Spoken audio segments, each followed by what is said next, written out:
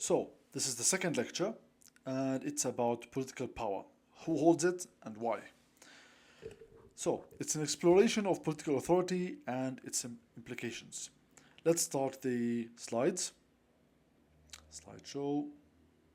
Okay. So, the question of political power is one that is quite important. Like, you cannot separate between politics and political power. They're basically joined at the hip, okay? And sometimes the politicians that look to have power are the ones who don't. So there are ones who hold power from behind the scenes. So we will discuss this in short today, and we'll try to make it as simple as possible as usual. So let's start with the definition. What is political power?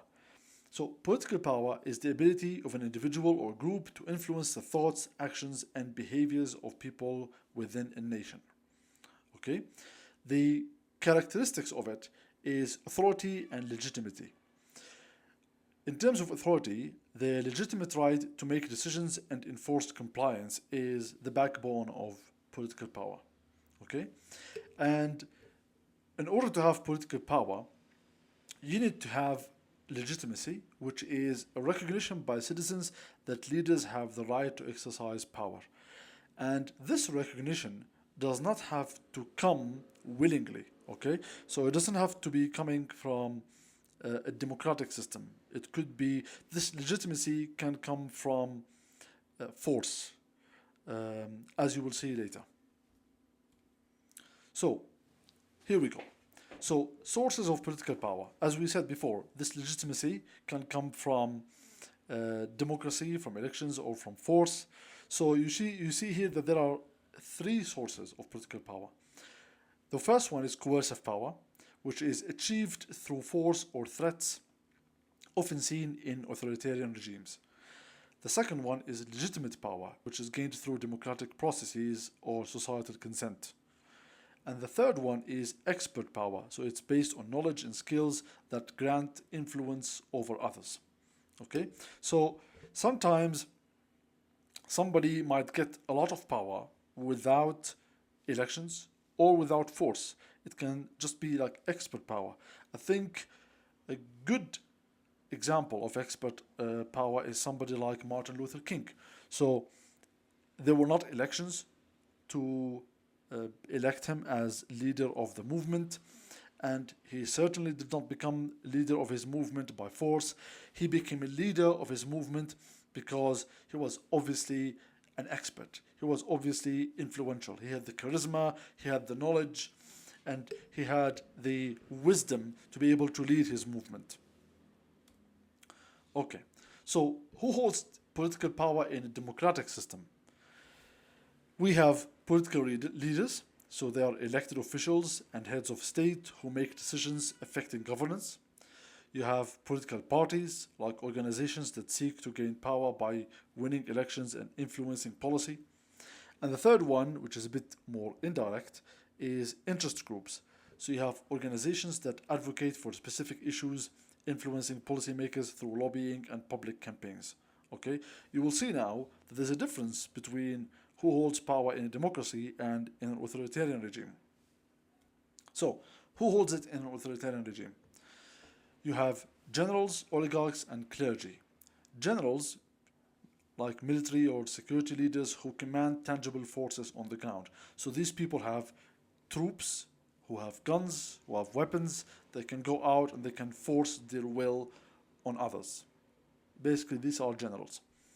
Oligarchs are basically rich persons who can influence the government with their funds, and they also have like a somewhat organic relationship with the government, with the state.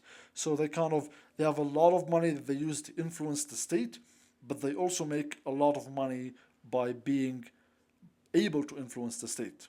So a big example of this is like Russian oligarchy.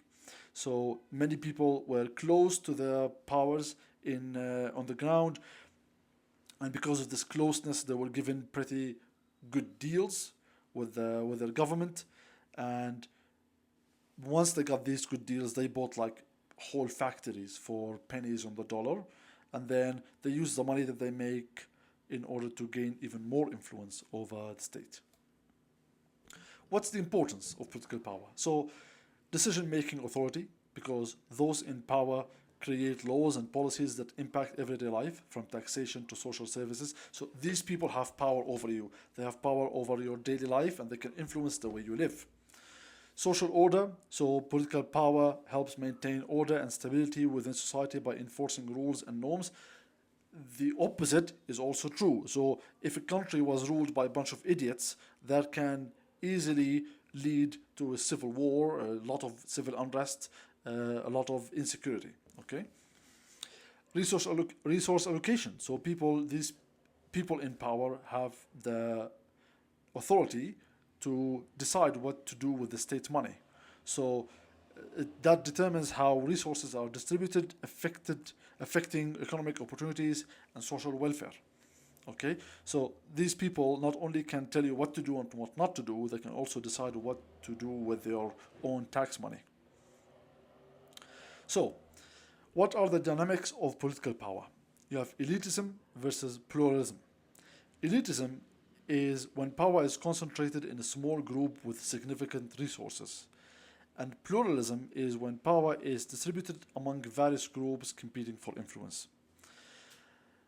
The public opinion has a lot to do with political power, because public perception can shape political power dynamics, influencing which issues gain prominence and which leaders are supported.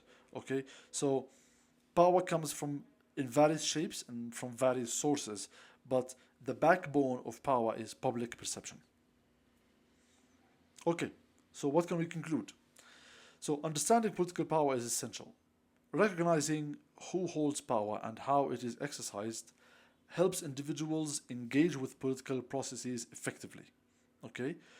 And also knowing who is in power and how those people in power are exercising this power should encourage you to participate, because active civic engagement is crucial for influencing political outcomes and ensuring accountability. So you need to understand, how does power work in your country? Where do they bring this power from? How do they exercise it? And how can you influence the way they get this power in order to defend your rights and to stand up for what you believe? Okay? So understanding what is power and where political power comes from is and understanding what politics is, there are two faces of one coin. Okay? Okay. So hope this was helpful. Let me know in the comments and the discussion what do you think of this, and looking forward to the next video. Bye bye.